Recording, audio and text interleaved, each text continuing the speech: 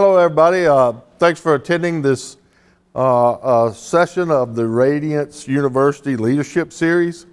This is a series that Lane started.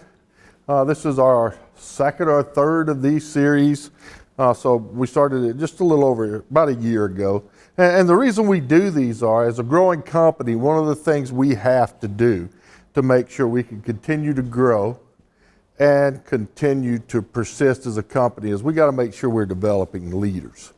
And as I look at Radiance, and I've been quoted many times saying the number one threat, I think, to this company long term is not the market, it is not the economy, it's our ability to manage and grow the people who can maintain the company beyond myself and who else, the rest of the leadership team. So we've copied kind of a military model. Lane's educated in the Navy way of doing things. I grew up in the Air Force, and one of the things that they do to teach leaders is they bring people in to talk about leadership stuff. It gives you broadens gives you more data to select through when you're growing up as a leader. So we appreciate you guys coming, and today the topic I want to talk about is one that's near and dear to my heart, is servant leadership. Now that's a style of leadership just like transformational leadership, like ethical leadership. If you do any leadership studies, you'll realize that people do research and then they cubby hole this little leadership model thing. And all of them have merit. I don't think there's any cookie cutter ways of doing this. But anyway, the way I chose today, the topic I chose was servant leadership. So what am I going to talk about today? Well, we'll start off, this guy right here, Robert Greenleaf, is the guy who is attributed with coming up with this model back in 1975. It's relative to leadership studies. It's a fairly recent model. And his premise is good leaders must be good servants, okay? And that being a good servant is the foundation for understanding how to lead. And so we're going to evaluate this servant leadership model today. I'll tell you the pluses, the minuses, what I see, what it is and what it isn't. But we'll start off by introduce myself, and I'll give you a little bit about myself in a couple of slides. I'll tell you where I've seen servant leadership demonstrated and give you some examples of that. Then we'll talk about the servant leadership itself. What are the characteristics that are ascribed or associated with a servant leader? Done a lot of research on this, and so we'll talk to them, and then we'll talk about what it is. This is one of those models, I think leadership in general nowadays. If you look at the studies, there's a lot of misconceptions about what makes a good leader, and there's definitely a lot of misconceptions about what a servant leader is. And so we'll talk about what it is. Then we'll talk about what it's not. Okay, and then we'll wrap this thing up. So I appreciate you coming. I hope this is worthwhile for you guys. And let's get started. Okay, now when you read leadership stuff, when you come and listen to somebody like me squawking about leadership stuff, there's kind of a model you've got to conform to. And that is, you got to treat it like a Sunday sermon, right? Because sometimes the preacher will get up and talk about a sin that you don't do.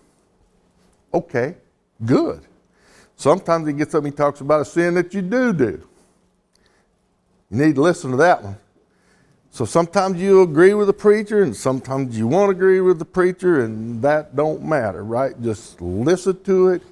Take what you can take from the sermon.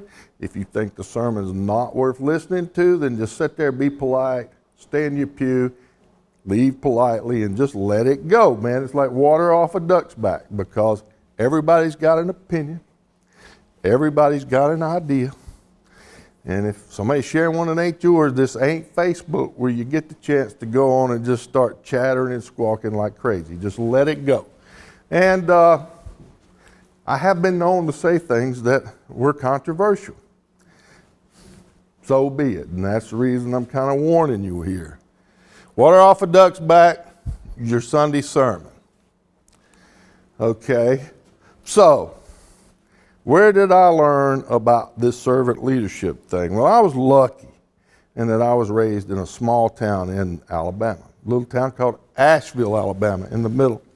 I grew up, it was about 400 or 500 people. Went off to the Air Force, come back one time, and it was like 1,500 people, and I thought, wow, how did that happen? I go downtown, it's still the same downtown. The only thing is they moved the city limits out about 3 miles all the way around, so that's how they grew it, by that number of people. But the one thing I learned, and I grew up in the suburbs of Asheville, Alabama, a little community called Pinedale, Alabama. And there's a lot of blessings in growing up in a small town because I learned to serve. And so we grew up, my grandfather grew up next door to me. I was blessed. From the time I got about 10 or 11, my grandfather was retired and lived next door to me. And he had a servant's heart. And he would come over and wake me and my brother up about 3 days a week and put us to work. About 7 o'clock, get up, get your lazy self out of bed, I got a job for you. And it was generally going to some elderly person's house and doing something. We'd put a roof on their house, we'd cut their grass, we'd wash their car. And so he taught us the value of serving others. What I didn't know was we were getting paid, and later I found out he would give us that money. But so he would take me, and one of the ladies in the neighborhood was Miss Churchwell. And I cut Miss Churchwell's grass, and I cut Miss Churchwell's grass for $2 a yard. And she had about 2.5 acres. Okay, so I was, at that time, gas was 67 cents a gallon, and I wouldn't cover the cost of gas to cut her yard. And my grandfather sent me over every time and said, boy, you take that $2 and you keep your mouth shut. Because I didn't like it. I'm like, I wanted more money than that. And he's like, when I send your happy self over here, kid, you do anything that woman asked you to do. So I'd go over there and I'd cut the grass, I'd lose money, I'd wash the car, I'd trim the roses, I might wash the dog, I did anything we had to, because I knew I had to. If I went home and that woman called and said, hey, I want to do this, my granddad ain't gonna tear my young butt up. So I was blessed enough to be taught to serve. Then I joined the Air Force. And this was interesting. I joined the Air Force and went to Barksdale 2nd Bomb Wing. That's the one on the right. One on the left I put up here that was the major command I joined. Strategic Air Command. And they had a guy that runs Strategic Air Command called Curtis LeMay. Now, Strategic Air Command was the strictest command, the most unforgiving command. We had a motto. If you go into a SAC base, it said, peace is our profession. But those of us who lived in SAC understood that we had our own motto for SAC, and that is, to err is human. To forgive is not SAC policy, okay? So they eat their young. They were hard on their young. But they were also took care of their young. You know, you want to learn how, you had some of the hardest guys in there, and they would bring you to work in the morning, they'd chew your happy butt out, look at your haircut, and then call you to the side, and say, so how's things at home?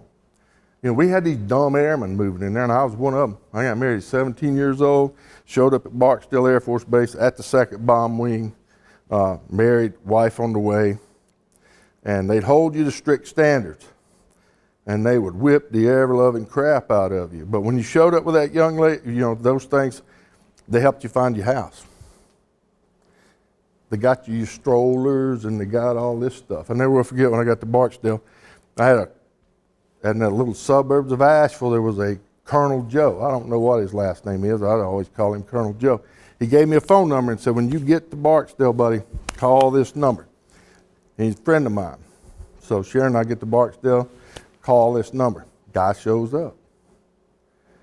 He helped us find our first apartment, got us all our furniture, and those kinds of things. So these guys would take you in, and I'll show you the way this worked. They would take a kid in, and they'd hold him to a high standard, and they'd ride him like a rented mule. Okay, but the whole time, they're making sure his wife and his kids and these kinds of things. I had the kid that worked for me one time, Butch. Okay, and Butch was a rebellious kid, and so we decided we need to break Butch. Okay, and this is that duality of this command. So we put Butch in jail. Okay, so we were like, hey, you can't do this, so we put him in jail. And you say, wow, that's hard. But the whole time, every NCO in the squadron is making sure his wife and kids got everything they need. Okay, because you see, Butch, they didn't have any groceries. They didn't even have a place to live. We found Butch and his family was homeless. We put Butch in jail. We got Butch's wife and kids' apartment out of our own pocket because the Air Force didn't pay for these things. So, they would ride you like a rented mule. And I came in there as a kid, and I sit down and I'm like, hey, I got these aspirations. I'm going to go do this. I'm going to college. And, and they would tell me every once in a while, they'd get this NCO, pull me off the side, and he'd say, hey, boy, you're working hard. And you're going to school 3 nights a week, and you're studying, and you're working on your 7 level. How's Sharon and the kids doing? And I'm like, they're doing great. And they're like, hey, boy, you need to make sure that's your priority, son. It ain't this. It ain't that. So what I'm telling you here is, servant leadership is something that I've watched my whole life. Okay, we take care of each other. Now, we ride each other hard in that environment, but we took care of each other. And so I learned, and I subscribed to this model. And anybody knows me knows I'm pretty blunt, and I can be a little bit on the hard side. But at the end of the day, servant leadership is something you have to see demonstrated. And I'm blessed. Second Bomb Wing taught me servant leadership.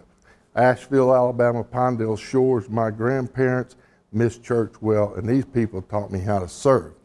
And so that is the fundamental part of servant leadership. So we want to talk about in this model, and this goes back to Greenleaf, and this is the way he designed it. And he said, at the end of the day, there's 3 parts to this model. First is the natural desire.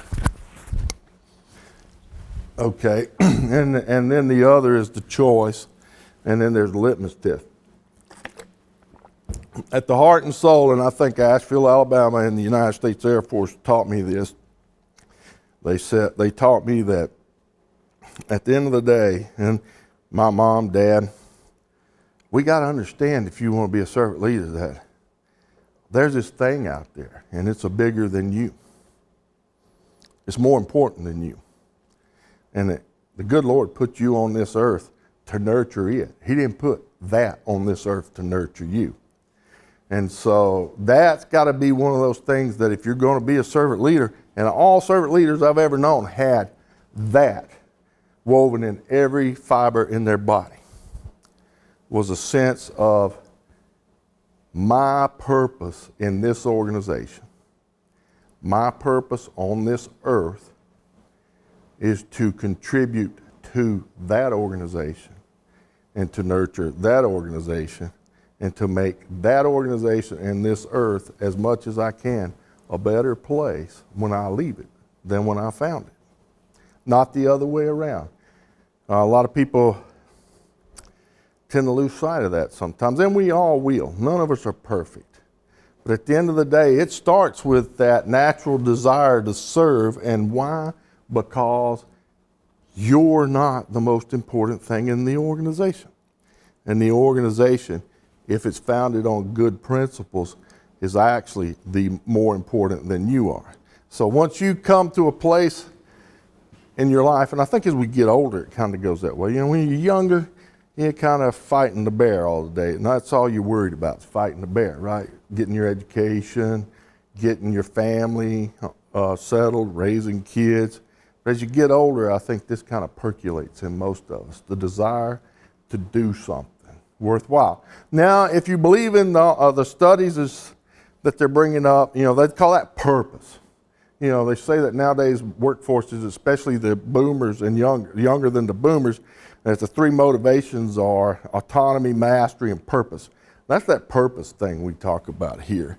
And then once you decide that there's something more important than you, okay, and you want to serve that, then the next thing is you decide, and this is a natural progression, then I want to serve, but I can lead too. And that's probably a higher level of service than just being part of it. And so all of a sudden you decide, I'm going to step up and I'm going to serve. There's a lot of things come along with that choice we don't understand and we don't think about at the beginning. Leadership has a lot of responsibilities, and it ain't all about you. If you're doing it right, it's tough. I got this saying. A few of you guys will recognize this saying, right, about being a leader. It's like, good pay, good prestige, job sucks. Right, Paige? Okay, that's leadership. It can be good pay. It is prestigious. At the end of the day, the job sucks, and that's what you're taking the job for, those reasons. Okay, because the things that make it suck are the things that you have to do as a leader to make the organization healthier and better. So, and then finally, the litmus test, and this is for everybody else. So how do you know that the person that you're working with is a servant leader? And so what's the litmus test? A genuine concern for the growth and well-being of the organization and the stakeholders.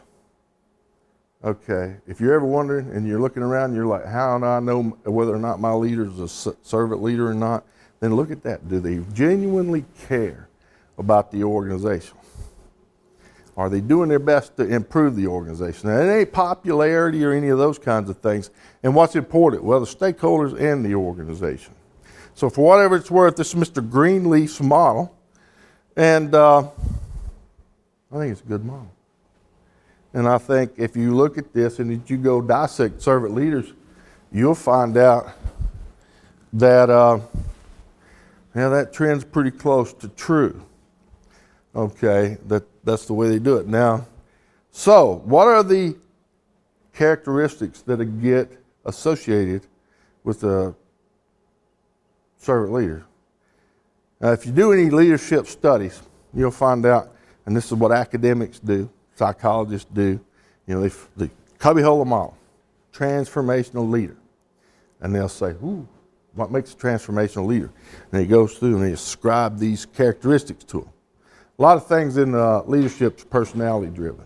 If you've ever done Myers-Briggs, there's the INTJ, there's the ENTJ, there's all these things. So they go into these characteristics of the leader: transformational, transactional, spiritual. So let's talk about which ones are associated with this servant leader thing. There's about 12 to 15 depending on who you read. And I've kind of collapsed some of them up. But the first thing is, servant leader, he cares. Okay? He cares about the organization. We kind of already covered that.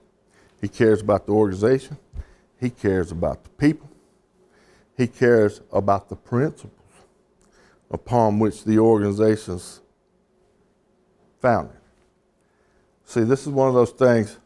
Now, the term they use, I changed this on purpose. The term they use a lot, and you'll read it a lot in leadership studies, is empathy. There's narcissistic and there's empathetic. And they go through all these things. Well, that's one of those terms I like, cares, because empathy gets misinterpreted. Okay, empathy means I'm going to sit down and I'm going to cry with you and I'm going to buy you a sob story and we're going to do all this stuff. And that's not what it means from an academic perspective. Because this guy cares don't mean this guy won't put his boot up your backside. So that's one of those things that you got to understand, and we'll go through. Sometimes he cares enough to put his boot up your backside, right? And that's one of those SAC-trained killer things, Curtis LeMay management things I learned. We don't seem to see it that way. It's the hugging and the kissing and the I'm going to buy you a beer that everybody thinks is empathetic and caring. But when it's, I know you're better than that. And I know you can accomplish more than that. And I'm going to ride your butt until you do. That's caring too. And I would submit to you at times, that's more caring than it is to kiss the boo-boos and stuff. The other one is, they always got a vision. All leaders have got a vision. There's nothing unique about that. But their vision is not fame and glory. You know, it's not necessarily always the bottom line. Although you got to take care of the bottom line, or Paige gets mad if you don't take care of the bottom line. But at the end of the day, the vision is about what the organization can be and the opportunities we can provide for the people who work for the organization. And that's what I mean when you look at their vision. What are they trying to accomplish? Is it good for the organization? You know, one of the things, there's three tests, and it depends on what you read. You know, so what is leadership? And there's this whole thing, well, there's three questions a leader should always ask themselves. Are we doing the right thing? Are we doing things right? And what do we don't know that's out there that could get us? Okay, well, when they ask these questions, it's from vision, from a servant leader's perspective. It's, are we doing the right things for the people in the organization? Are we making sure that the people in the organization are doing the right things? And what's the threats out there that could damage the people or the organization? Okay, servant leaders are engaged with the people. They're not afraid of them. They don't sit on an ivory tower. They stay down in the bowels of the organization and they talk to them. They know people by name. They know how many children they got. You know, they're out socialized with these guys. It's not just about what you do and who you work for and what part of the org structure you're in. And that's important. And I learned that also from the Air Force. You know, there's a video, and if you ever get a chance, go watch it. It's by Mark Welch. He's the Chief of Staff of the United States Air Force. It's called Every Airman Has a Story. And I think I went over this last time, and I'm going to do it again. But he was in Korea. He's a wing commander. He talks about this kid he had that worked for him. And it was a kid that was haircut, shoes shine, Mr. Air Force during his 8 hours a day. But if you met him downtown, you know, he had what do you call it, mohawk, black leather, piercings. And he was always, because you see him downtown, you think, well, this kid's trouble. And then you see him at the Air Force, and he was doing it well. And he said, but I would see this guy, and I would stop, and I would talk to this kid. And he said, and I thought we had a good relationship. And then one day, they bring him into my office at 10 o'clock at night, and his tech sergeant said, tell the colonel. And he's like, I don't want to tell the colonel. Well, come to find out, the kid had a daughter back in Arizona. Okay, his daughter's mother had drug problems. And if he wasn't in Arizona in 2 days, he's going to lose his child. Okay, and so the guy got him on the, colonel did what the colonel did. He got him on the aircraft, military aircraft, got his happy ass back to Arizona. Everything broke out. So one night he gets a letter that says, hey, colonel, it worked out. I got my kid. I'm stationed at Luke Air Force Base. But you see, here's what, so why do you care? Mark Welch is 20 years removed from this, Chief of Staff of the Air Force, and the one thing that's nagging at him is, why didn't I know that? Okay? I talk to this kid 3-4 times a week. Why didn't I know that? And you know what? He never asked. Okay? You got to ask your people about these things. How are your kids? How's your family? How's the stress working on you? So they engage. You know, trustworthy is another one. Now, people think honest. Yeah, you got to be that to lead. But, you know, if you've ever studied trust, what they call a pyramid of aspects that form the basis for trust. Okay, one of them is authenticity. Okay, the other one is empathy, caring. I don't like empathy because believe me, anybody knows me, the sitting down, kissing boo-boos and crying, probably not very consistent with my personality. And the other one's logic, okay? Trustworthy means that you got to do things, you got to have a value system to where people understand how you're going to make your decisions, okay? What's important to you? Because decision making comes down to your value system, right? Is it good for the organization? Is it going to be good for the people as a whole? That forms part of the trust. They just have to inherently know, because they've watched you, that you're going to make decisions that are in the best interest of the organization, okay? And we've talked about the empathy thing.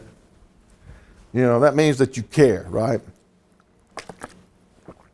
And the authentic thing is, and this is one of those things about leadership, they talk about authentic leadership. That's another model for it. People, as a leader, they have to feel like they know the real you. Okay, not some face that you put on when you get up and stand in front of people. And so all that forms a trustworthiness. People have to know. Now, one of the things you'll realize you get in leadership positions is you have to have multiple channels of information. And you won't ever have them if you don't have trust. If you want people to let you know when you got a problem that's in the bowels of your organization, they won't do it if they don't trust you. Okay, and one of the things you have to learn as part of that trustworthy is that when they tell you something, you can't rat them out. Okay, you got to protect that source and that trust. Okay, we talked about authentic. Hey, look, people have to be able. Now, sometimes you get up and you're doing the ceremony, and I got it. You know who you are. But that developing that you're authentic, that creates trust and also demonstrates a servant leadership, is on their one-on-ones. Stop into people's office sometime and just sit down. How you doing? How's your wife? How's your kids? That's how you do the authentic stuff. Now, servant leaders are generally fairly authentic. They'll tell you. Now, this is one of those double-edged swords. Okay, and this is one of those, it's a good thing, and it could be a sin, depending on whether you're on the giving or receiving side of this. But if you ask me for my opinion, you'll generally get it. But it may not be the opinion that you wanted, okay? So that's back to that. That's one of the things you have to be careful of as a leader, and that's one of those things that you have to be authentic. You have to tell people what they want to do. One of the things that amazes me, and I've done this many times in my life, have the honest conversations, but people are afraid to have the honest conversations.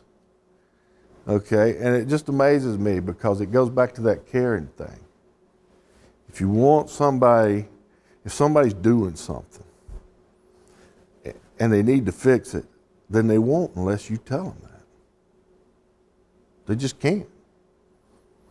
We tend to have blinders when it comes to us. I love this quote, we tend to be our own best lawyers,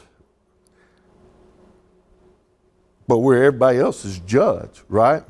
We have a hard time. We can justify what we do and why, and we tend to think it's not that bad, and it's not a cardinal sin. It definitely ain't punishable by death, but yours is.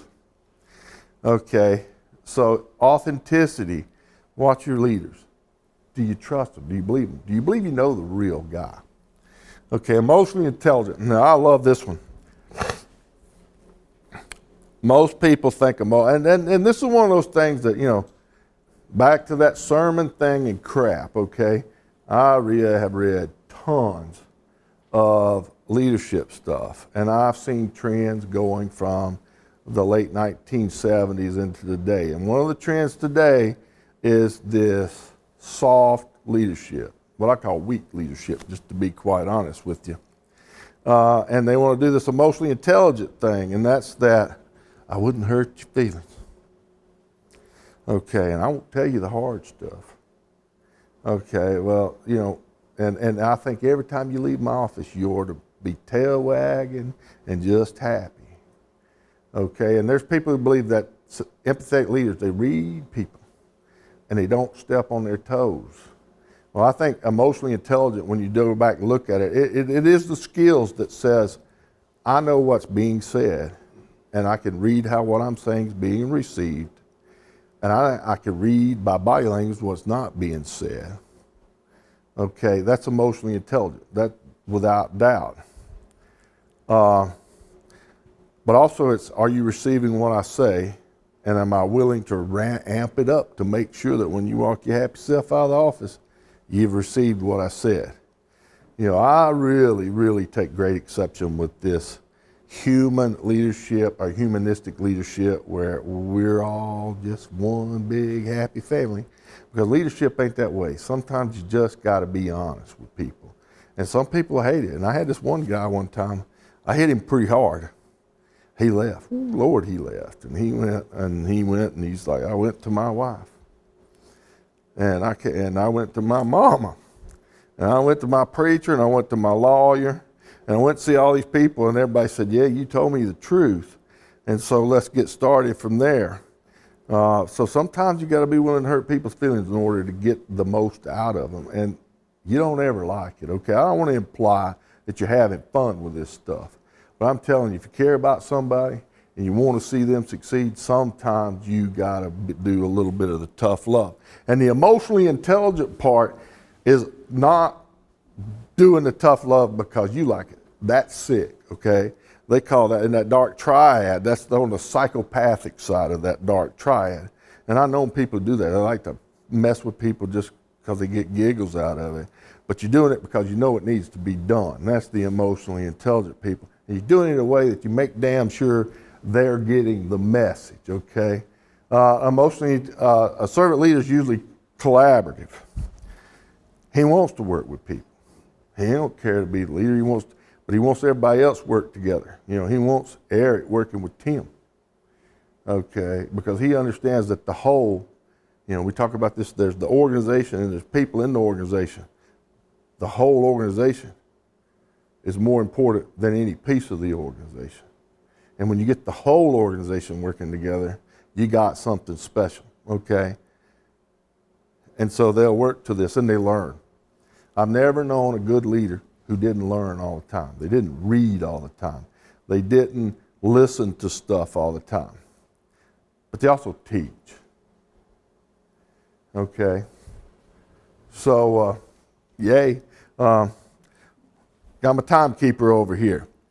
So these are the characteristics. Now, they mix, and you know, one of the things about leadership is it is very large personality component to leadership. So how they go about doing this can ebb and flow with personalities. My personality is I ain't afraid to raise my voice and get people's attention. Other people can be just as effective as driving a message home using different mannerisms.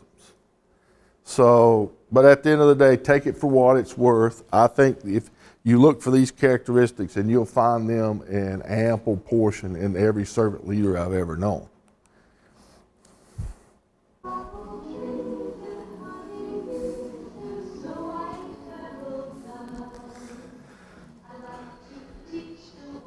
Some people think this is what servant leadership's trying to accomplish, okay? So you love this. It's warm and fuzzy all over. Jesus, we're having a ball, ain't we? You got goosebumps, don't you? I remember this Yeah. when it first came out. It's the real thing.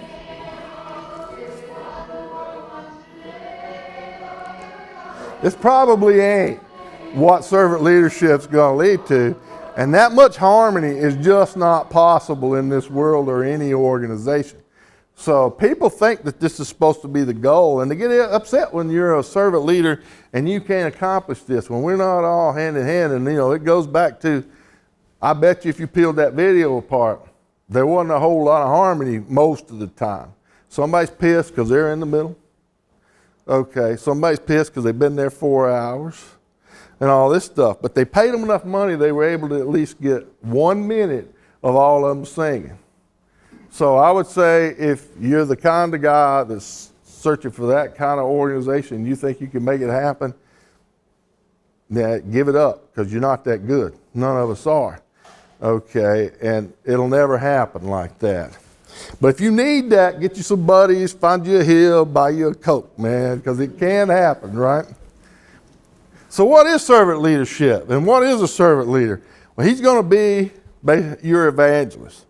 He's going to spend every chance. He's going to take every chance personally in front of everybody to sell the exceptionalism of the organization and the workforce. Okay? And he's going to preach it. He's going to preach it to anybody that'll listen to it. Okay, what we're doing here is different. What we're doing here, now this ain't tagline crap. This is what they believe in their heart. And this is what they're trying to make sure that you buy into. Okay, like I said, it ain't gonna be like that commercial, all warm and fuzzy. But at the end of the day, they're gonna preach it because they believe it. You know, I got this philosophy, people say, oh, you good salesman can sell anything. And I just say you can't sell what you don't believe in, okay? If you can, then you have characteristics in that dark triad part. You're on that other, Machiavellian and all that kind of stuff. But what your servant leader is going to be the evangelist for the organization, the evangelist for their value system, the evangelist for what the rules of the game are. And when he will be the evangelist for you and you to make sure you get the chance if you're doing well and you believe into it, because he wants you to have every opportunity. He wants you to have that work-life balance and all those kinds of things. Another thing you're going to find out with servant leaders, they're going to be your cheerleader. And we want everybody to succeed. That person does. He's going to cheer you on. He's going to want you to do it. He's going to try to provide every opportunity to help you be successful, have the work-life balance, have the money, the tools to do those things. So, and people like this is that part of servant leadership. They're like, okay, that's what I thought it would be. My preacher, my cheerleader. Okay? But he's also going to be your coach. Now, I don't know how, if you played sports, you know, the coach, rah, rah, pregame speech, you can win. Oh, this thing. Okay, now that's what we think of as a coach when we think of this leader. But think about practice. Okay, now that wasn't that much fun. You see, that's when the guy's doing stupid things. That's when you're running up bleachers. Okay, that's when you're having to practice as a linebacker how to take on 3 blockers and then get to the ball carrier. And that stuff hurt, and that stuff sucked. And he was riding your happy hiney the whole time to make sure you did it. And he made you do it over and over and over and over again until you did it right. Okay, and organizationally, that's what you want. Why? Not because, back to that, he's sick and he enjoyed it. Although I do think my football coach was a psychopath, and I do think he enjoyed it. Okay. But most people that are sane and human do this because it's what you need, not because they like to see you get boo-boos. Okay, and then what it is it can be your worst enemy. Okay, if you can't take the coaching and the hard stuff, and you still ain't living up to your potential, they'll do those things. They will fire people. That's one of those things I understand. Servant leaders, compassionate people will fire people. And they got rules on the kind of people they're going to get out of their organization. You know, I've read a lot of stuff, and I believe you try to give people dignity and compassion. Okay, if you have to let them go. Okay, but I also was raised in SAC, and I subscribe to the Curtis LeMay things of doing things. There are exceptions to that. Okay. People with certain personalities, you just get them the hell out of your organization. You get them out just as fast as you can get them out, and you don't worry about whether they're dignified or how they feel about it when you leave. Okay, and some of those, a servant leader will do that. They have those kind of people, and you can ask anybody that's been leading for any time. There are personalities that are just so caustic, and they create a adversarial relationship. And there are personalities who enjoy doing that. Okay? And when they do it, poof, you got to get them out. Okay? Now you got to be careful. You got to take your time to make sure that that's not a bias against the person. that you have assessed them to be right. Okay, but once you decide they're rebellious, they're cancer on the organization, then you just walk in one day, you're fired. Get out of here. And then you just turn your happy ass around and walk out. Okay, you don't engage them because you ain't ever going to teach them that they weren't anything like that. Empire builders is one of those kinds of people in an organization like ours. You get some people sometimes that just get so damn greedy, and all they're focused on is building their empire. Okay, and so those kind aren't the you're out of here. It's the don't do that, don't do that. You work with them, but if you can't fix them, then you get them out of here. And there's several others, and I probably don't have time to go through all those several others. But there are personalities that even a compassionate, serving servant leader will get them out. And you know with experience, they got to go fast. So what is it not? Well, here's one of those things. You start being a servant leader, you start trying to be, in today's world, people try to take advantage of compassionate people. So you got to understand that when somebody's trying to be a servant leader, they ain't your punk. Okay, they're not going to sit there and just take your butt whippings day after day and let you just stroke your ego by showing that you can push these people around. They do have limits, okay, and you will find them pretty fast. Okay, even though they don't want to, they'll get you out of here. They ain't your grandmama. Okay, they ain't going to tell you how beautiful you are all the time. When you get off the reservation, they're going to tell you you're off the reservation and that you bad boy, bad boy. Okay, they'll do that. It ain't all sweetie pie. Let me kiss your boo-boos. Okay. They ain't your huckleberry. Okay, they ain't going to run ahead of you and make sure your path is clean and level and easy all the time. They're going to spend more time preparing you for the path than they are preparing the path for you. Now, if they get the chance, they'll do both. But they ain't going to tote your heavy shit all the time. Okay, and they ain't going to go out and make sure there's no brambles and brushes and rocks in the path that you're on. And they ain't your buddy. Now, they will be your buddy, but if it's fitting for them not to be your buddy, they won't be your buddy. They'll be your worst enemy.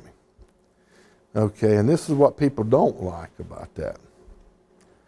Being a leader is hard. Being a leader means you got to do the right thing because it's the right thing to do, and it's in the best interest of the organization and the people, not because it feels good and not because it's what you want to do. Sometimes it sucks and it feels bad, but you got to do it anyway. Okay, and that's the servant part, is you know it's the right thing to do, and you're willing to do it. Okay, and so I think we got one more slide. So what is servant leadership? I saved the best for last. So what is the definition of servant leadership? It's a set of practices and a philosophy that the leader's goal is to enrich the lives of others and build better organizations. And that's what's woven in their fiber. These two things right here. Enrich the lives of others and build a better organization. And they believe in that.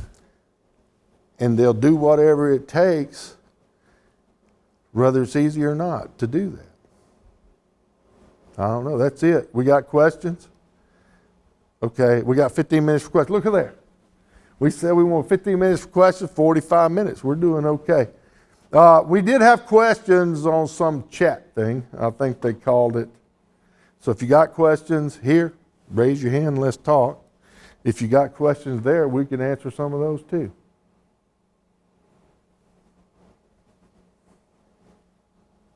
Jake.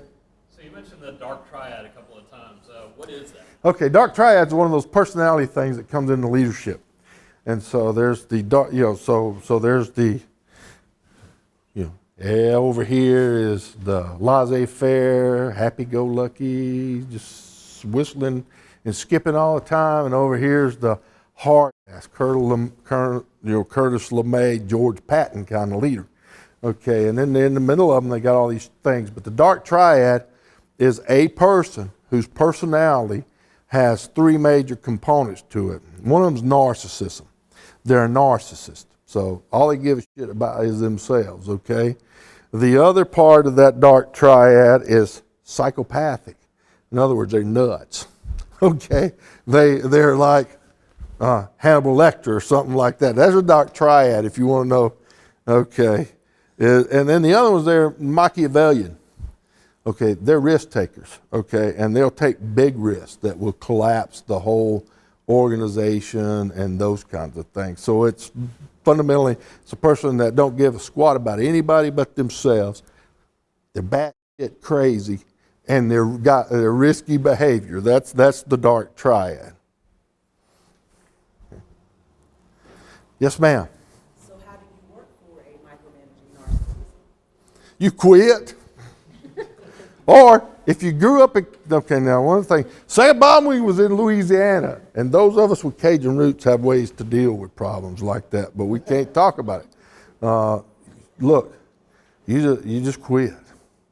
Find you another home, because you can't fix them. Okay, or if you can get them fired, that's a good thing. But they won't last. That's one of those personalities that when, if you got servant leaders sprinkled throughout the organization, that won't go unnoticed. Because, one of the things is they pay attention. They're walking around, they're listening, they're sniffing, okay, and that kind of stuff they don't hide, and then they get rid of them. But if you're in an organization where you're working with one and nobody seems to care, let somebody know first thing. And if that don't work, get out of it. All right, we've got questions. So first question, what are empire builders and what are the other personalities that you don't want in an organization? Well, hey, look, empire building, you got to be careful with leadership. And you got to be, because we're all type A personalities. Okay, so what's an empire builder as I classify it? It ain't somebody's growth oriented. Now there's growth oriented, and that's good. Okay, growing the organization, growing the workforce. It's when all that person gives a shit about is their organization. And they had rather see, instead of letting some other organization if it's work to be competed between two, they had rather see the work go to another company or not come into this company if it's not coming into their organization. Okay. They'll be disruptive at the expense of growing their business. That's what an empire builder is. Growth at all costs. I don't care about anything but growing my stuff. Okay, that's caustic. That'll hurt, especially if you're trying to build a collaborative workforce and culture.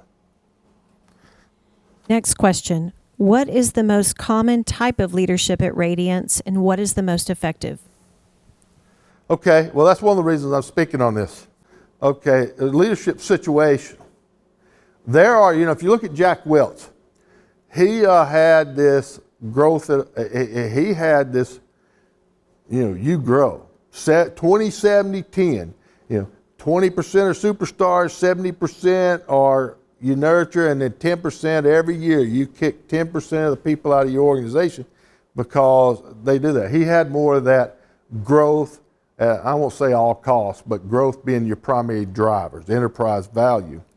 Okay, I don't see that very often at Radiance. So I think we've done a good job of moderating that. Do I think servant leaders? Yes, I think servant leadership is probably one of the more predominant models, but it's not all people.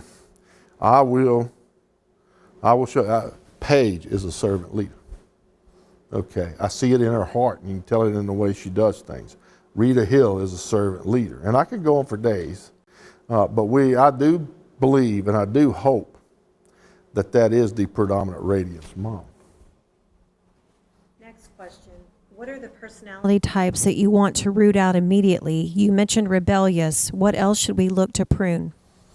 Well, obviously it's the dark triad parts. Rebellious is one. Rebellion can be fixed, but it's that rebellion to the point that they're creating issues. I forget, I'm kind of getting caught cold on this. There are some people who just stir the pot, and it's caustic, and it jeopardizes the culture. Okay, and those people do that. It's people who try to influence people, who get off, just love to influence people, and they love to influence in a contrary way. They got to go. So sorry guys, I'm old and you just caught me off of this. There are terms for these people and I just can't remember what they are. But you could go look at it. They're troublemakers. and they like to be troublemakers. If you, whoever asked that, if you want to call me and give me a few minutes not to be in front of this camera and talk it through, I could talk it in. But let me tell you, once you decide you got one of those, you get them out. You don't wait till next week. You don't find a convenient time. You just get their happy butts out of your organization now. Next question is, how do you develop servant leaders? Ooh, Lord, that's the toughest thing. I wish I knew that. I probably, I think by example, almost exclusively, example has to play into any leadership development, and that's where people learn those things. Training, Radiance U, doing this, kind of just bringing it to the light. Let's talk about it. But it has to be interwoven too. Some people just aren't service oriented. Some people think they are, but they're really not. Well, that's one of those things I love is some people think, because I want to be nice and I don't want to hurt your feelings, so I'm not going to have the conversation with you, and therefore I'm being the good guy. And I'm like, you're being the egotistical maniac because it's hard for you to do it and you don't want to do it. And even worse than that, you're convincing yourself you're the right guy. You're in the right because you won't do the hard things. So how do we do that? Training, mentoring. I think mentoring is probably the biggest thing. And hopefully we're setting enough examples for you guys to where you see it and understand the difference. Hopefully you've worked for enough places to where you've had some of those bosses that ain't so servant oriented. Okay, next question. That's it. I don't have any more questions online. Anyone else have questions in the room? One more. Jake.